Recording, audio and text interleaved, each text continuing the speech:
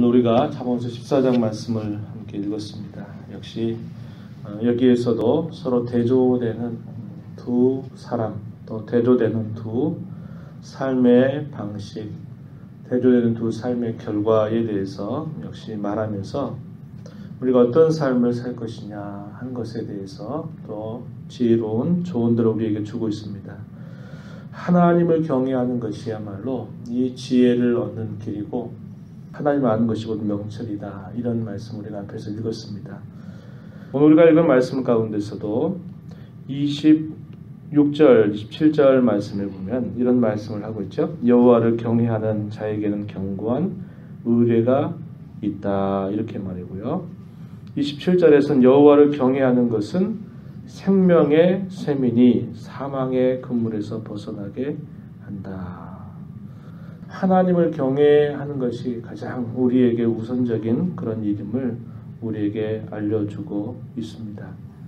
1절 말씀에 보면 지혜로운 여인은 자기 집을 세우되 미련한 여인은 자기 손으로 그것을 헌다. 집을 세우는 것, 그것은 대단히 중요한 일이죠.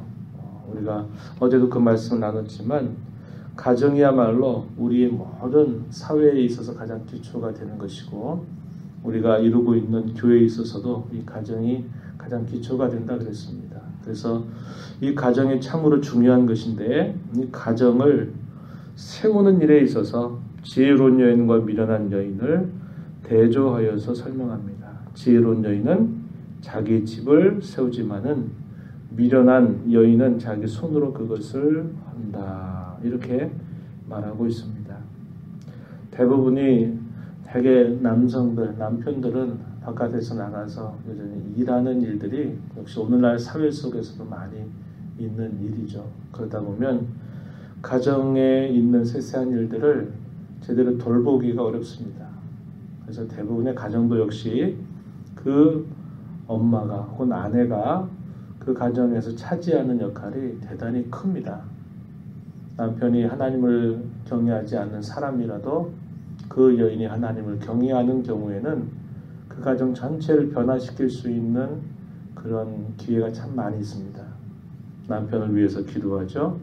또 어린 시절을 자라가고 청소년기를 자라가고 있는 자녀들이 행여나 잘못된 길에 걸어갈지라도 그 어머니가 그를 위해서 늘 기도하고 지혜롭게 처신하는 그런 일을 통해서 마침내 그 방탕하던 아들이 또 돌아오고 자기의 자리를 잡아가는 그런 일들도 보게 되면 그 어머니, 여인의 역할이 얼마나 중요한가 하는 것입니다.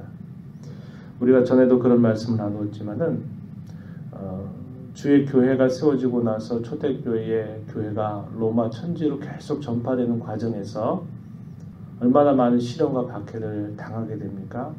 그런 시련과 박해 속에서도 하나님께서는 순교의 씨앗이 부러지게 되면 몇 배로 또 하나님 믿는 사람들을 계속 일으켜서 그 로마 사회에 깊이 스며들게 하시는데 마침내 이 로마라고 하는 나라가 그 많은 신들을 섬겼던 것들을 다 뒤로 하고 기독교를 국교로 인정하게 될 때는 이 여인들의 역할이 대단히 컸다라는 겁니다. 하나님을 경외하는 여인들이 진실하고 참되고 하기 때문에 믿지 않는 사람들도 적어도 그들이 하나님을 섬기지는 않지만 하나님을 경외하는 여인이야말로 참으로 믿음직스러운 사람이다. 정절을 잘 지키는 사람이다 하는 것을 알면서 이 로마의 높은 지위에 있는 사람들이 예수 믿는 여인들을 받아들이게 되니까 그 가정 가운데서 어떤 변화가 일어납니까?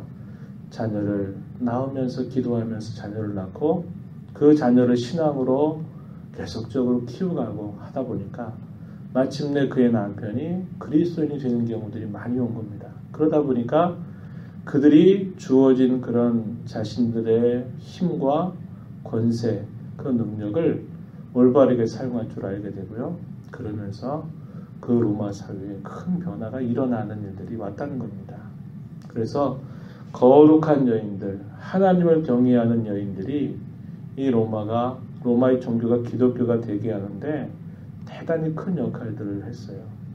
어느 나라든지 마찬가지입니다. 복음이 들어가면서 여인들이 복음을 받아들이고 나서 그 복음을 통해서 가정에서부터의 그런 변화를 일으키게 되면서 그 사회를 변화시키고 그 사회 속에 복음이 자리 잡게 하는 그런 일들을 대단히 잘 감당하게 되는 것도 여인들의 역할이 대단히 크다라는 것을 우리는 부정할 수가 없어요. 우리 한국 사회도 마찬가지죠. 여전히 지금도 마찬가지입니다. 끊임없이 하나님을 경외하고 지혜롭게 살아가는 그 여인들의 그 힘은 대단히 큰 것입니다. 그래서 오늘 우리가 읽은 본문의 이 말씀 속에서 지혜로운 여인은 자기 집을 세운다. 그러나 미련한 여인은 자기 집을 헌다. 그럴 때 가장 중요한 게 뭘까요? 지혜롭다라고 말할 때 그것은 항상 하나님을 참으로 경외하는 사람, 이것을 두고 지혜롭다 이렇게 말하는 것입니다. 그래서 여기에 나와 계신 또 우리 여러 성도님들, 여성 성도님들 같은 경우에 그 역할이 대단히 지금도 크다라는 겁니다. 수많은 사람들이 그 어머니의 기도 때문에 마침내 돌아오고 또 자식들이 돌아오고 그 가정이 예수 믿는 가정으로 변화되는 일들은 지금도 끊임없이 일어나고 있는 그런 일들입니다. 그러니까 여러분들께서 가지고 있는 역할이 대단히 크다라는 것을 갖고 한편으로는 자부심을 가지시고 또 한편으로는 그러기에 더욱 하나님을 더욱 신실하게 사랑하고 경외하고 늘 기도하는 일, 그 일들을 잃지 아니하시면서 잘 감당하다 보면 우리의 가정이 하나님의 은혜 가운데 분명하게 세워지는 일들을 기대할 수 있을 것입니다. 또 우리가 읽어가는 이 말씀 중에 이런 말씀 우리가 볼 수 있습니다. 4절 말씀에 보면은 여러분들이 아마 읽어보신 말씀일 거예요. 소가 없으면 구유는 깨끗하려니와 소의 힘으로 얻는 것이 많다. 소가 없는다면 그 소를 먹이기 위해서 구유가 필요한 것 아니고 구유가 있기 때문에 어떻게 해야 됩니까? 잘 아시죠? 예전에 보면 구유에 먹을 것들을 늘 준비해서 채워줘야 되죠. 또 먹고 나면 그것을 또 이렇게 잘 손질해야 되죠. 굉장히 번거롭게 하는 일입니다. 소가 없다면 구유는 깨끗해서 좋겠지만 소를 통해서 얻는 그 많은 혜택들을 받을 수가 없다는 거예요. 조금 이 일 하는 것이 좀 번거롭고 조금 귀찮고 조금 힘겹더라도 그 일을 하게 됐을 때 얻는 그 결과가 대단히 크다면 조금의 어떤 번거로움, 조금의 수고로움을 어떻게 해야 될까요? 아유 힘들다 그래서 하기 싫다 그래서 안 하면 안 되겠죠. 그건 지혜로운 삶이 아닙니다. 큰 혜택이 있기 때문에 또 수고를 하는 것이죠. 그래서 수고가 없이 무엇인가 큰 혜택이 얻어지는 일은 결코 없다라는 것을 아주 적절한 비유를 통해서 우리에게 일깨워 주고 있는 말입니다. 우리의 모든 일들은 수고가 있어야 되고 그 수고를 통해서 얻는 결과들이 따라오게 돼 있다라는 겁니다. 아픔이 없이 사랑할 수 있을까요? 쉽지 않죠. 그저 편하게 잘하면서 사랑한다. 이런 사랑은 금방 또 깨어지기 쉬운 것입니다. 아픔이 동반되는 사랑. 우리의 자녀들이 자라갈 때도 성장기라고 하는 걸 지나갑니다. 사춘기라고 하는 시간들을 지나가죠. 그때가 없으면 좋겠어요. 그죠? 없으면 좋겠습니다. 어떤 마찰 없이 어려움 없이 그냥 자랐으면 좋겠는데 그 사춘기라고 하는 성장통을 겪지 않으면 그 자녀가 더 바르게 자라갈 수가 없는 것이죠. 진통이 없는 그런 성장도 없다는 것입니다. 반드시 성장하기 위해서는 아픔과 진통이라고 하는 과정을 통과해야만 되는 것이죠. 우리의 땀과 수고가 없이 뭔가 좋은 결과를 기대할 수 없는 것입니다. 교회를 우리가 주님 보시기에 아름다운 교회로 이루어가는 일이나 우리의 가정을 더 하나님의 말씀 가운데 세워가는 그 모든 일에 있어서도 눈물과 땀과 수고 없이 그저 이루어지는 일은 없다고 하는 것입니다. 그래서 수고가 대단히 중요하죠. 신약 성경에서 뭐라고 말합니까? 고난이 없이는 영광도 없다. 이것은 우리 주님께서 우리에게 너무도 분명하게 보여주고 계시는 삶의 아주 중요한 원리가 된다라는 것입니다. 그래서 우리가 이런 수고를 통해서 얻는 큰 그런 결과들을 우리가 생각하면서 이 수고를 하되 무엇을 위해서 수고해야 될까요? 하나님의 나라를 위해서, 하나님께 기쁨이 되기 위해서, 그분의 영광을 위해서 수고하는 일들을 절대로 멈추어서는 안 된다라는 것을 우리가 생각할 수 있습니다. 우리 본문 가운데 20절 이하에 가서 보면은 어떤 내용들을 많이 강조하고 있냐면 재물과 또 가난한 사람들에 대한 태도에 대해서 강조를 해주고 있는데요. 20절 말씀에 한번 가서 보시면 이렇게 말합니다. 가난한 자는 이웃에게도 미움을 받게 되나 부유한 자는 친구가 많다. 세상의 모습을 말하고 있는 겁니다. 가난한 사람들은 별스럽지 않게 여기고 그러나 부한 사람들에게 곁에 붙어있는 그런 경우들이 참 많은 것이죠. 21절에 이웃을 업신 여기는 자는 죄를 범하는 자요 빈곤한 자를 불쌍히 여기는 자는 복이 있는 자다. 이웃을 업신 여기는 자, 그가 가지고 있는 재물, 그가 가난한 사람 혹은 부유한 사람 이런 것들에 따라서 그 이웃을 대하거나 또 특별히 가난하고 어려움 가운데 있는 사람을 업신여기는 그런 자는 죄를 범하는 것이다. 반면에 빈곤한 자를 불쌍히 여기는 것은 참으로 복이 있는 자다. 이렇게 말씀해주고 있습니다. 또 쭉 넘어가셔가지고 31절 말씀 우리가 잘 기억하는 말씀일 거예요. 가난한 사람을 학대하는 자는 그를 지으신 이를 멸시하는 자요 궁핍한 사람을 불쌍히 여기는 자는 주를 공경하는 자다. 그래서 이 땅에서 사는 하나님을 섬기는 사람들은 어떠한 태도를 가져야 되느냐 했을 때 가난하고 어려움 가운데 처해져 있는 사람을 향한 남다른 사랑을 드러낼 것을 우리에게 가르쳐 주고 있습니다.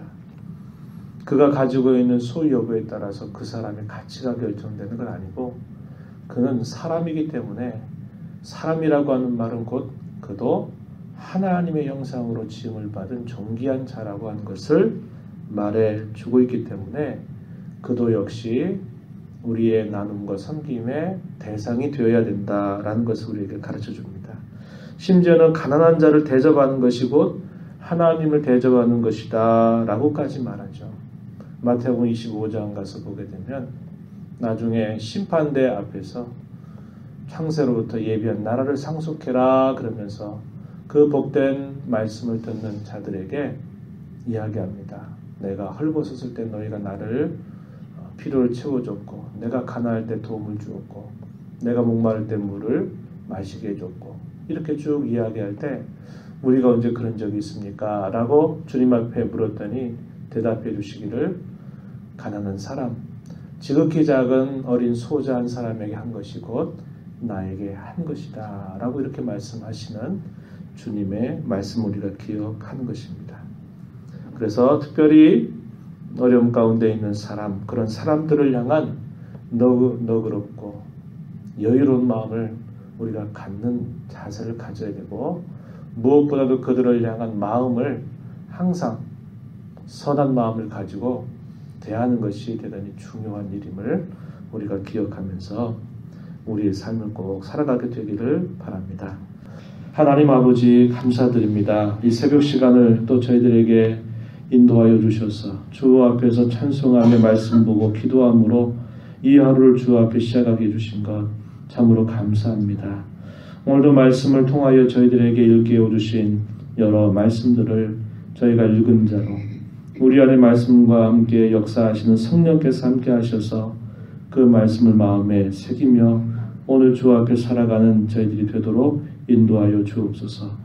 수고가 없이 얻어지는 일들이 없음을 기억하고 열심히 수고하게 하시되 무엇을 위해서 수고해야 될지 무엇을 바라보며 애써야 될지를 언제나 잊지 않는 삶이 되게 하여 주옵시고 한번 주어진 우리 인생의 걸음을 허망하고 된 것을 위하여 살지 않고 저희들을 사랑하셔서 구원하신 우리 하나님 기쁘시게 하는 일들을 바라보며 힘써 살아가는 저희가 되도록 도와주시옵소서.